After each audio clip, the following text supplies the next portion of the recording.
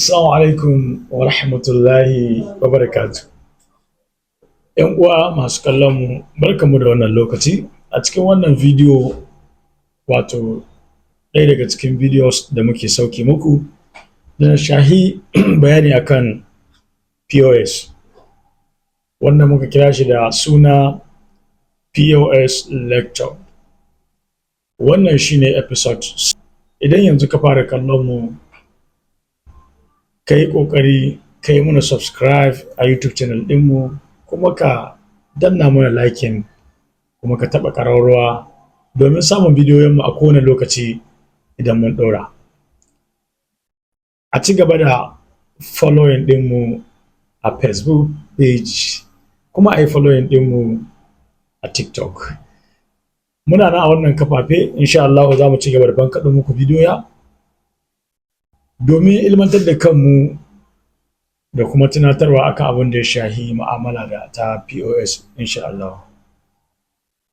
Kamar yadda kuka sani, kamfanin TK1 Communication ɓangaren data services su ne sun ka ɗauki nauyin waɗannan bidiyoya da muke saki a cikin wannan shiri na POS lecture, kamar yadda kuka saba gani. A wannan bidiyo ɗan uwa na yau, kamar yadda na yi alkawali, zan ci gaba da bankaɗo muku bidiyo akan abin da ya shahi receipt na POS, wato transaction receipt. To hawa yau muna da ta cewa ko ba mu ƙare karatu ba akan abin da ya shahi POS receipt. Ina so in ƙara fahimtar da ku wasu ababe da ba ku sani ba. Shin ko ka san cewa idan kwastoma ya zo cire kuɗi ga hannunka, ka yi missing ɗin zero, wato maimakon 20,000 sai ka yi missing ɗin zero, yanzu kuɗi sun koma na 2,000. Yau wato ka yi hasarar nawa kenan? 18,000. To ya za a yi bayan kwastoma ɗin ya wuce ka iya tracking ɗin details ɗin customer ɗin? A cikin wannan bidiyon insha Allah zai ma bayanin ta yadda za ka yi ka iya gano details ɗin customer bayan ka samu kuskure na figo ko kuma wani abu makamancin haka. Allah ya samu dace. Now, a lokacin da ake yin POS ɗinka ɗan uwa, customer sai ya zo yana son ya withdraw.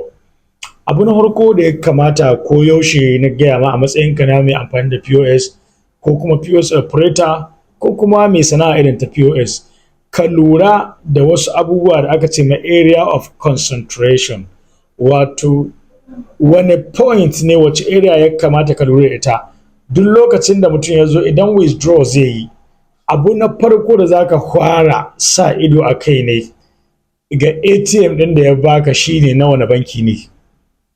Yes, ka yadda kanka ya kulle. Yawa kwarai, saboda abin da yasa nake so in tunatar da kai wannan gabar, da yawan mu yanzu kansu yana kullewa ko idanunsu rufe, ba don komai ba saboda tunanin su dai suna buƙatar su yi ciniki, don haka kuma ga kwastoma ya zo. To ɗan uwa, idan ya zamanto cewa customer ya zo, ka lura step 1 shine wani kalar banki ne wannan ATM card din, shine step 1.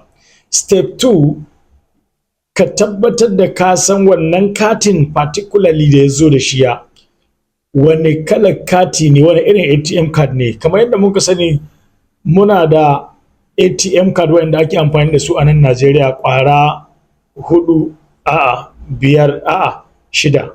Ba matsala dai, a cikin bidiyo na gaban Allah da gaba ɗaya zan kawo muku duka adadin katukan da muke amfani da su. Na san wasu daga cikin ku masu kallo suna iya cewa katuka guda 4 ne, kuma an cika gai guda 4 kila ma bai wuce ka kawo 3 ba. Ka ce Mastercard, Visa card, waye Verve card, ba su ɗai ne ba. Akwai ATM card waɗanda mafi yawanci ba a cika amfani da su ba wurin ku ko wurin mu domin yin withdrawal a ga POS. mafi yawanci waɗannan sun shafi online abin ga purchasing kawai, wato irin sayayya da ake yi a online. Amma Allah da in lokaci ya baya ko mun kaga akwai fa'idar a kawo sunayensu da kuma wato bayanan da na tattare da suwa, za mu iya yin wani video sai mu tura muku domin ku fahimci abin da wato abin ya kunsa. Allah ya samu dace. Na'am, lokacin da na ga ma step 1 step 2 step 3 ko, to yanzu dan uwa a cikin wannan transaction da za ka yi ko da customer ya wuce, ka je transaction history